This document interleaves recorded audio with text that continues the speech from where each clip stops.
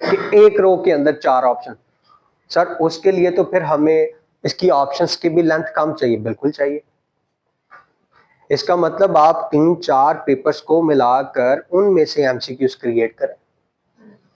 Main मकसद मैंने आपसे वो क्वेश्चन सॉल्व नहीं करवाने, मुझे सिर्फ उस पेपर की अलाइनमेंट चाहिए ना यहाँ पर। तो उसके लिए कोई भी आपने 12 एमसीक्यूज किस अपनी तरफ से भी बना सकते हैं, लेकिन एक ही क्वेश्चन ना, क्योंकि एक बच्चे ने ये काम सर अंजाम दिया था, उसने एक ही क्वेश्चन के बाकी 11 डुप्लीकेट मारे थे, तो ये काम नहीं करना। हाँ वो डुप्लीकेट किया सर आपने 12 किए थे, ये देखें 12 है, ठीक है, तो ये काम नहीं करना। इसके बाद ये तीसरा तरीकाकार इख्तियार होना चाहिए आप लोगों का। अब फिर सेक्शन 2 आ जाएगा, जिस सेक्शन 2 में आपके आएंगे शॉर्ट क्वेश्चंस की हेडिंग देंगे और 12 शॉर्ट क्वेश्चन। सर पेपर में तो 8-8 के 3 सेक्शंस होते हैं, 8 में से 5 करने, 8 में से 5 करने, 8 में से 5 करने, लेकिन आपने बस हेडिंग देने के बाद शॉर्ट क्वेश्चंस की तो 12 शॉर्ट क्वेश्चंस लिख देने, ठीक है, 12 शॉर्ट क्वेश्चंस लिख। और ये होगा सेक्शन 2 का पार्ट 1 और सेक्शन 2 का पार्ट 2 होगा लॉन्ग क्वेश्चंस का। हेडिंग देंगे, कोई भी 3 लॉन्ग क्वेश्चंस टाइप कर दें, लाइक कंपोज कर दें।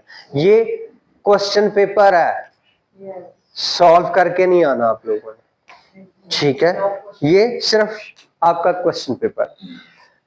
अब ये एक पेज पर चाहिए, yes, 12 MCQs, 12 short questions, 3 long questions एक पेज पर चाहिए।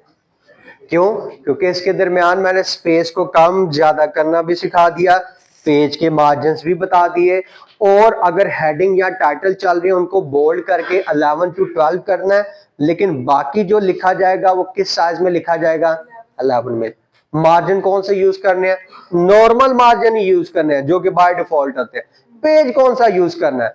चाहे आप लेटर यूज कर लें या A4 यूज कर लें, लीगल नहीं यूज करना। यही आप लोगों की महारत होनी है कि आपने एक पेज के ऊपर ये पूरा का पूरा पेपर कंपोज करना है। आज मैं बैग नहीं लेकर आया, मैं जरूर आप लोगों को डेमो दिखाता, आपसे प्रीवियस स्टूडेंट्स की जो बुक्स हैं उसमें मैं आपको डेमो दिखाता कि ये कंप्लीट एक पेपर किस तरह से बना है, ठीक है। तैयार करें, क्योंकि याद रखें कि अगर एक असाइनमेंट गुजर जाती है ना, ये चीज जेहन में नहीं रखनी शुक्र है जान छूट गई, ये काम नहीं करना आप लोगों ने, क्योंकि ये वाली असाइनमेंट्स हर आने वाले लेक्चर में मॉडिफाई होनी है, अपग्रेड होनी है, और जब तक वर्ड कंप्लीट नहीं होना तब तक आपकी किसी असाइनमेंट से जान नहीं छूटनी वर्ड की, यहां तक टिल एंड तक जान नहीं छूटनी आप लोगों। इसलिए हर असाइनमेंट आपके लिए, चाहे उसको गुजरे 2 महीने क्यों ना हो गए, वो आपकी असाइनमेंट इंपॉर्टेंट ही है, उसको संभाल के रखना। ठीक हो गया? कोई सवाल अब आप लोगों का बता दें। है क्या कह रही है? अलाइनमेंट होनी चाहिए, बस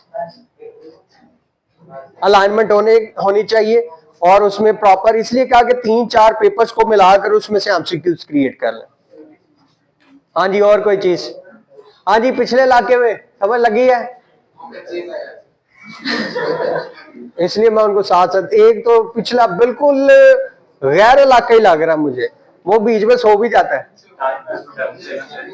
किसका पेपर का डेमो?